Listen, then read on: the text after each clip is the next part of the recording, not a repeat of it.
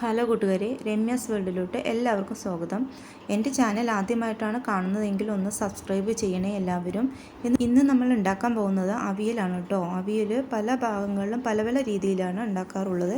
അവിയൽ ഉണ്ടാക്കുന്നതിനായി എല്ലാതരം പച്ചക്കറികളും ഞാനിവിടെ എടുത്തിട്ടുണ്ട്. ചേനയാണ് കേട്ടോ ഞാനിവിടെ കൂടുതൽ എടുത്തിരിക്കുന്നത്.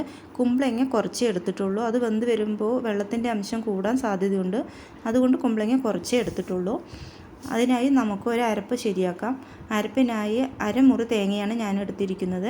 അരമുറി തേങ്ങയോടൊപ്പം തന്നെ ഒരു 7-8 പച്ചമുളകും എടുത്തിട്ടുണ്ട്. പച്ചമുളകെല്ലാം എടുത്ത് നന്നായിട്ട് അരയ്ക്കേണ്ട ആവശ്യമില്ല. ഒന്ന് ചതച്ച് മിക്സിയുടെ ജാറിലിട്ട് ഒന്ന് ചതച്ചെടുത്താൽ മതി കേട്ടോ. അരപ്പെല്ലാം റെഡിയാകുമ്പോഴേക്കും നമ്മുടെ പച്ചക്കറികളെല്ലാം പാകത്തിന് വെന്ത് വന്നിട്ടുണ്ട്. ഇതിന് നല്ലോണം വേകുന്നതിൻ്റെ ആവശ്യമില്ല കേട്ടോ.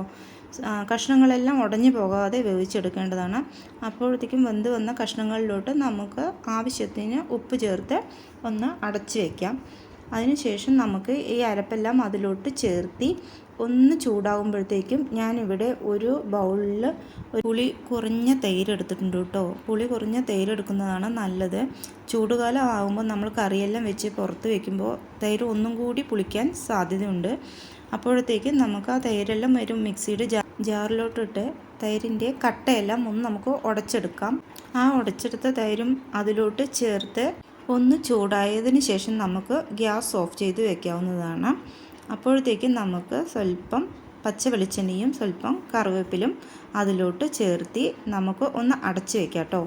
1-2 സെക്കൻഡ് കഴിഞ്ഞിട്ട് നമുക്കത് തുറക്കുമ്പോൾ നല്ല ഒരു മണം വരാറുണ്ട്. നല്ല ടേസ്റ്റി ആയിട്ടുള്ള ഒരു അവിയൽ അങ്ങനെ നമുക്കിവിടെ റെഡി ആയിട്ടുണ്ട് കേട്ടോ. ഇത് എല്ലാവർക്കും ഇഷ്ടമായാൽ ഒന്ന് ഉണ്ടാക്കി നോക്കണേ.